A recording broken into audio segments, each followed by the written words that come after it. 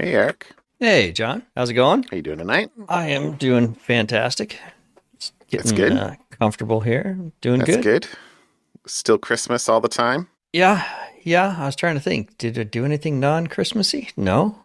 It was all Christmas all the time.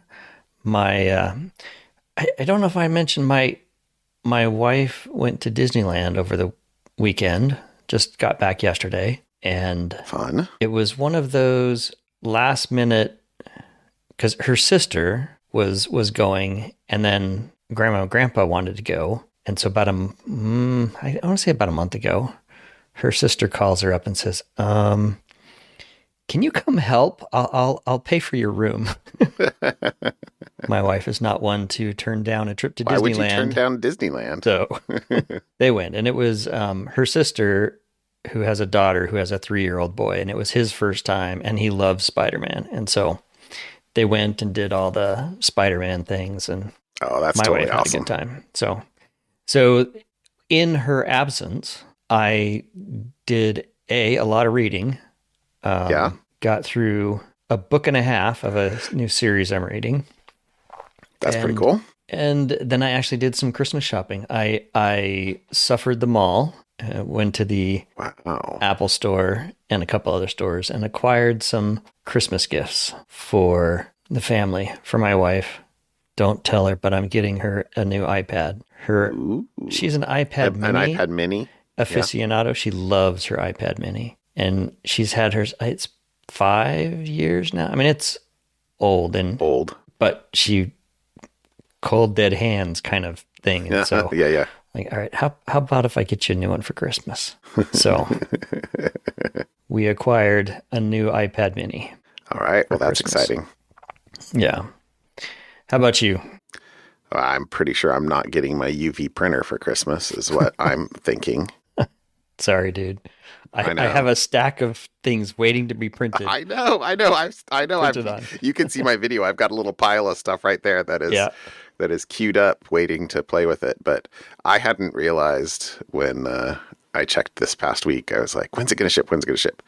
And they're like, and they actually have a shipping page, and they're like, "It's gonna, various parts are going to ship." So like, I might get some accessories before Christmas, but then I hadn't realized that it took me the second read through that it was like, oh wait, the very bottom it said, I'm sorry, we can't, there's no estimate on printer shipping.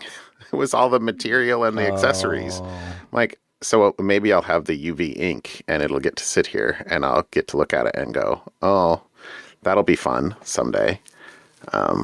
And I mean, I don't know. They're shipping hundreds and I'm like bidder 13,000 something. So I don't know that they're shipping in order of bid number, but Yeah. I'm not sanguine. So Hmm.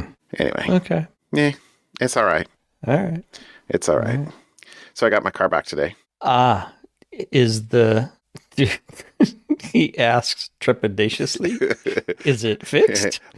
let's just say, as the gentleman drove my car up to me at the service thing and was like, "All right, it's all good," and I, being the person that I am, went to the back and clicked the little button, and the lift gate raised, and water dribbled out of the same places that water had been dribbling out before, right next to the guy. I was like, and I quote verbatim, "Well, that doesn't look good." He's like, he sealed the whole thing. I'm like, I just telling you that you just saw water come out of where water shouldn't come out, right?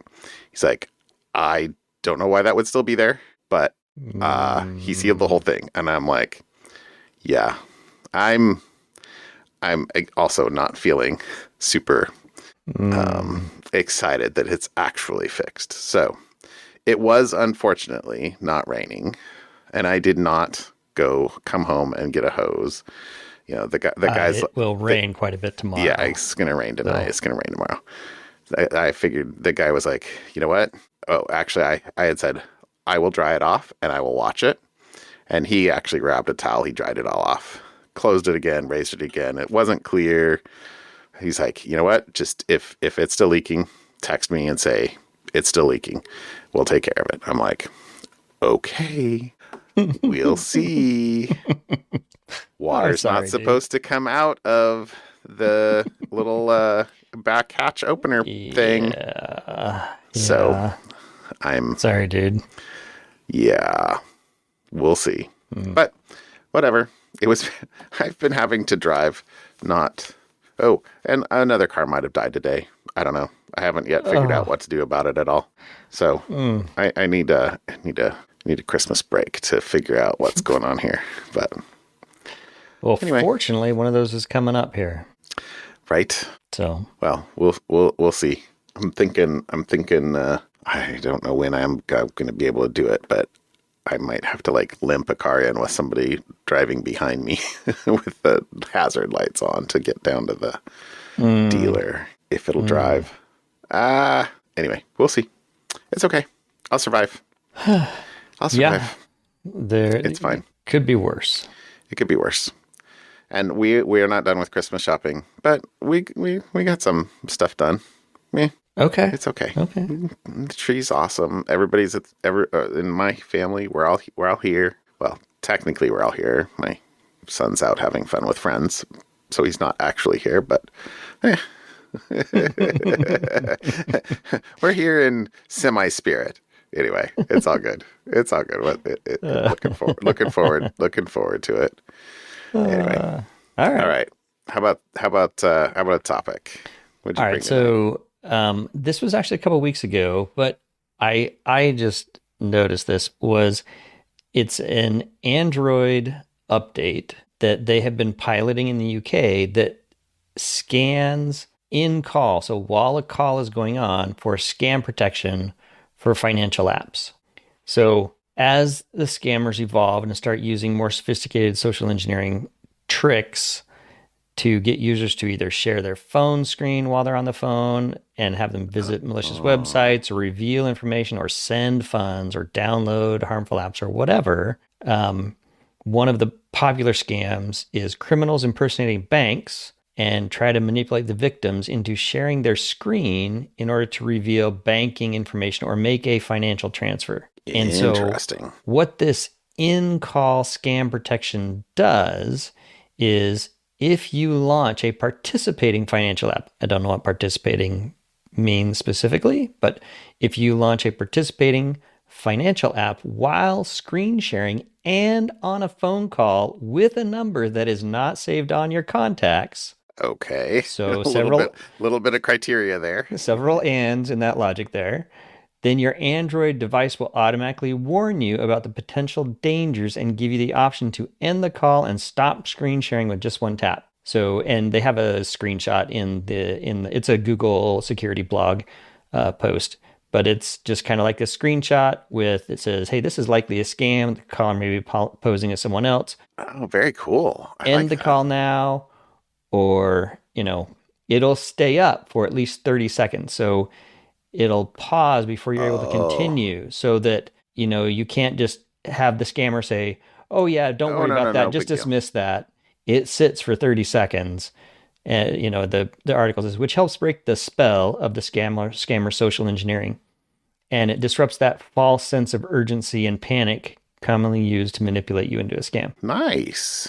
So it looks kind of cool. And so they piloted it in the UK. They feel it's helped a significant number of users. They're going to launch pilots in Brazil and India, and it's now expanded to protect most major UK banks. And it should start rolling out into the US with a number of popular fintechs, Cash App, Chase, so some different banks as well.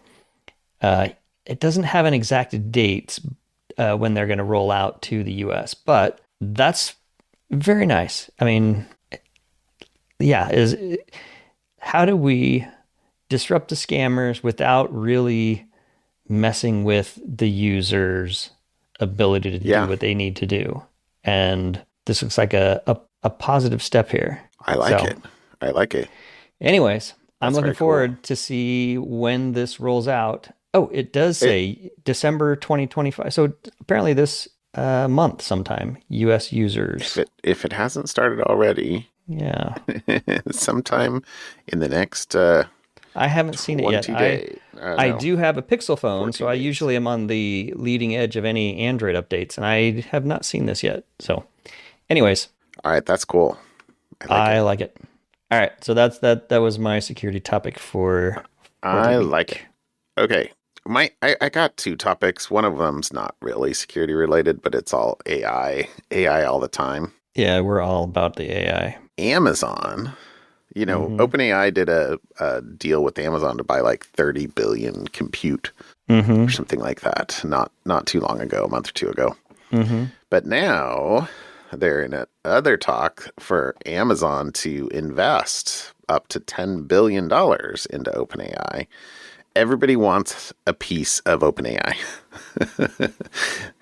And even though Amazon has already invested like $8 billion into Anthropic, which is, the maker of the Claude apps or the Claude models, they're still looking to get I guess diversify their stake.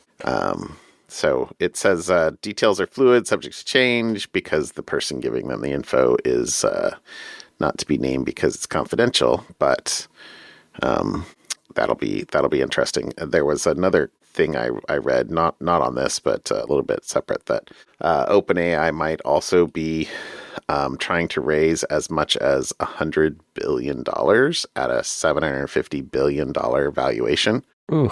which is uh, a, what do you call when you're a 750x unicorn? Uh, What is a pack of unicorns? What is a herd of unicorns called? I don't know. mm, There's some. I'm sure there's something to be said here. Anyway, I saw that, I was like, wow, because in the last, I don't know, seems like months, but OpenAI has made more than 1.4 trillion with a T commitments to infrastructure providers, including NVIDIA, AMD, Broadcom, Amazon, etc. So mm. pretty crazy. But the Uh, 750 billion, they literally in October they did a private sale of stock to allow some of the insiders to sell yeah. at a $500 billion valuation. So Well, anyway, a group of unicorns apparently is called a blessing. A blessing of unicorns. there is such a thing. Okay. Apparently, Um, according to Google. well, thank you. I'll let you Google that for me. You were busy talking. I had some time. That's pretty Uh, funny. Okay, a yeah. blessing of unicorn. I All still right. think a parliament of owls is the best. That is a good one. That is a good one. Okay, so that was my first one. All right. My actual security topic Mm-hmm. is Krebs had an Uh-huh. article yesterday about parked domains. I saw this. You did? So Mm-hmm. evidently, as recently as 2014, so that's 10 years ago. Okay, 11 if you're counting. Uh, if you accidentally wound up at a park domain, which you would if you, for example, typed a domain name into the domain bar Yeah. that everybody just uses as a search bar these days, Yeah. you had a less than 5% chance of landing on a site that would direct you to malware or a malicious site. Right. So most park domains were trying to get people to buy stuff or to Yeah, buy capitalize the with domain. ad revenue Or of they yeah. literally was just, this domain is not here or something's coming under construction. Yeah. Who Yeah. knows? Not That anymore. is not the case anymore. That is not the case anymore. So this is from some data from Infoblocks, which they're a DNS. I know they have like DNS appliances, but Mm-hmm. anyway, they said in large scale experiments, we found, and I'm quoting here, we found that over 90% of the time, visitors to a park domain would be directed to illegal content, scam, scareware, et cetera, et cetera.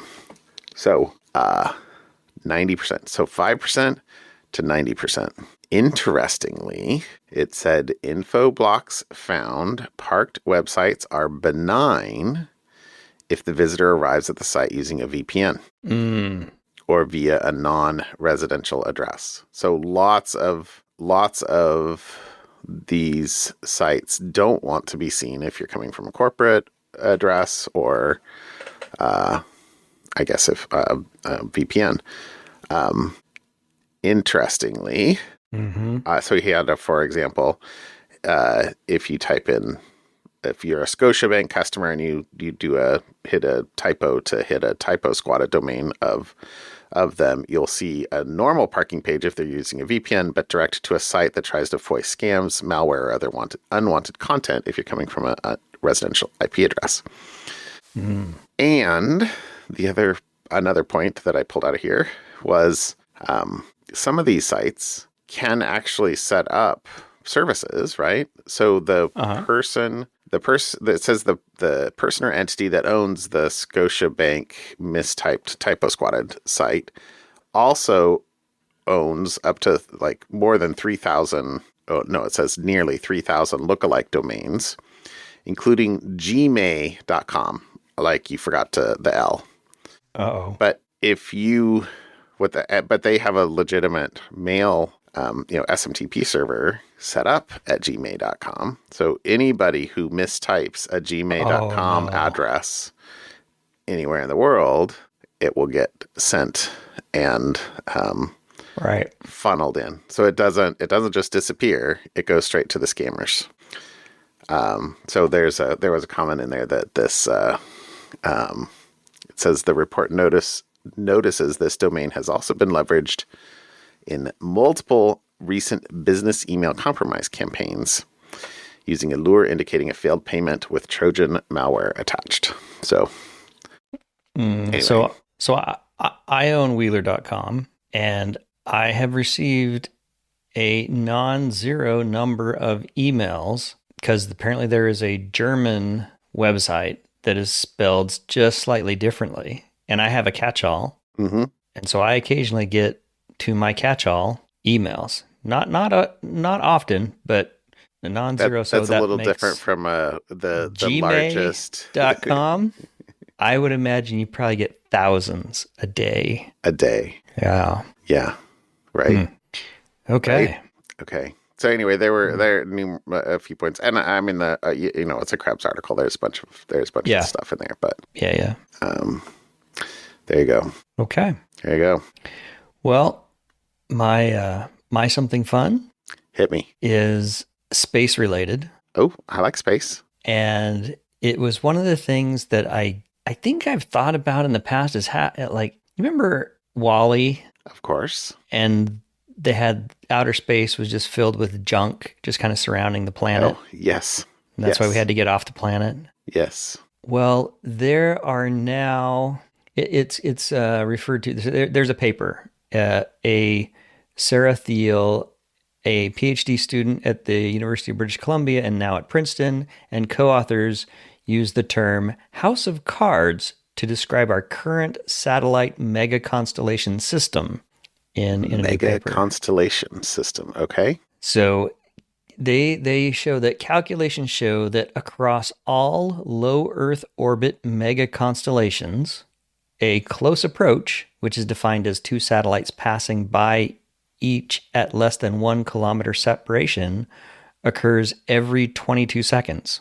Wow. For Starlink alone, so just the Starlink satellites, that number is once every 11 minutes. Each of the thousands of Starlink satellites have to perform 41 maneuvers a year to avoid running into another object in their orbit.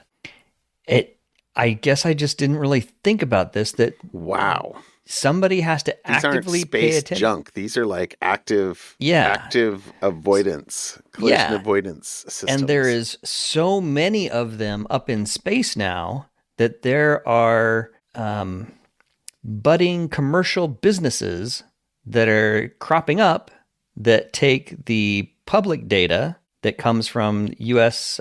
Space Command, has some kind of warning system, but it just triggers every 8 hours. and starts at 7 days with a trajectory, because they're mapping all the trajectories, because in space it's, there's no friction, so objects just kind of keep going in the direction they're going, and so they can just kind of map all this stuff out.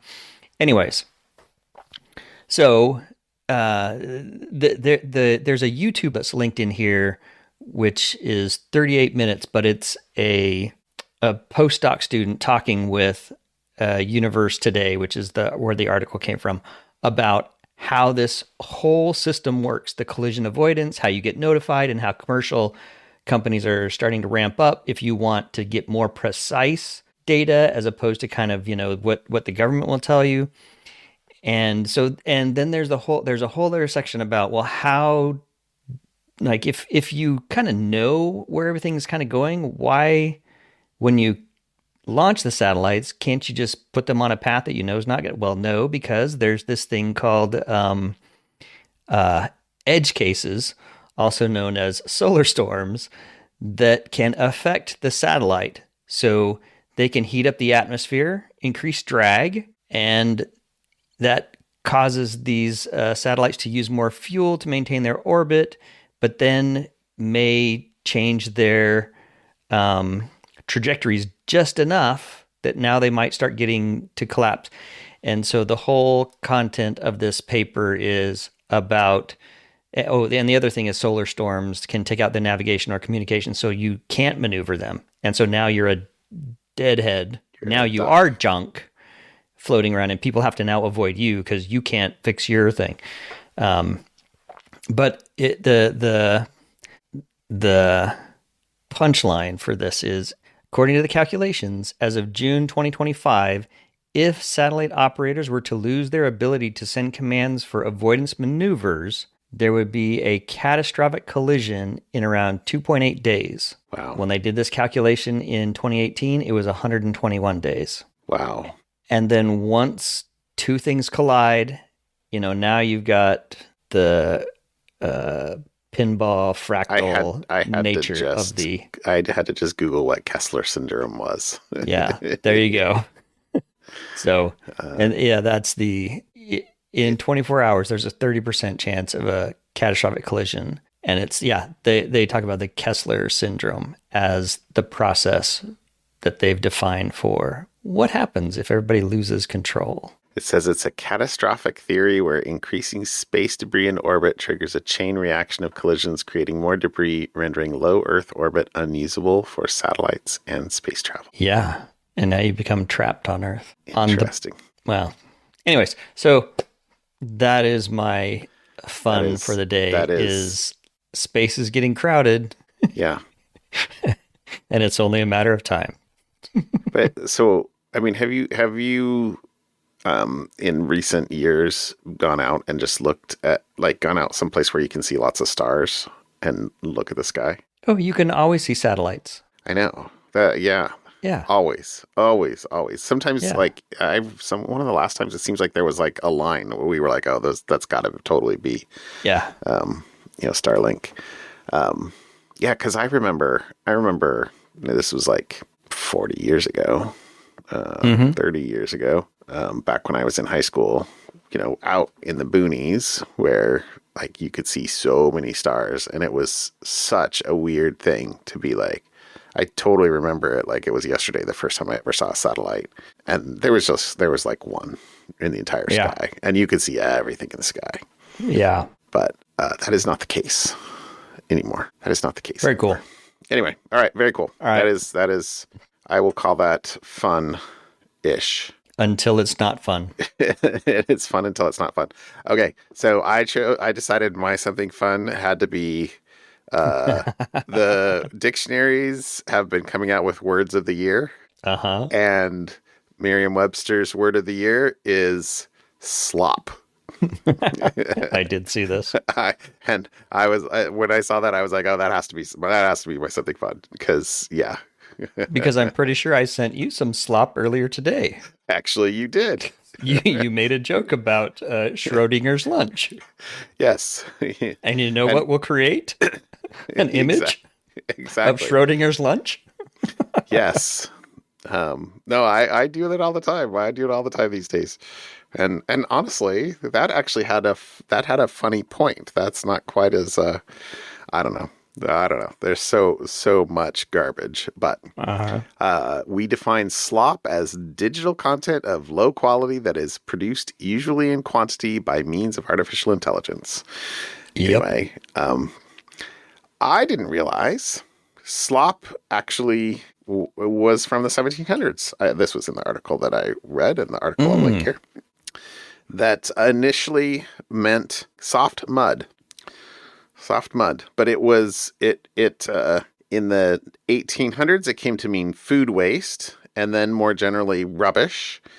And so it says in 2025, amid all the talk about AI threats, slop sets a tone that's less fearful, more mocking.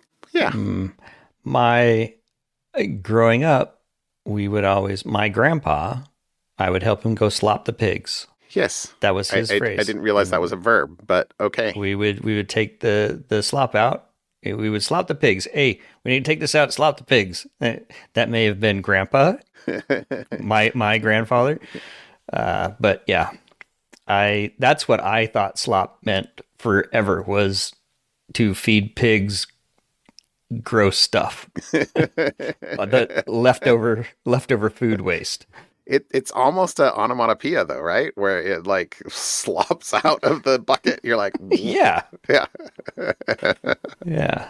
It's So little poetic. well played, Merriam-Webster. I concur. I think that is a good choice. Yeah. So there you go. Something fun. All right, my friend. Yeah. We will see you next week. And now we're getting into vacation time. It's Christmas next week and New Year's the following. So yeah, well, that's okay. Have a good time. I'll talk to you next week. I gotta get the rest of my shopping done this weekend. All right. Good luck. Hopefully it's not in a mall. All right. I'll talk to you later, Eric. We'll see you. Bye. Bye.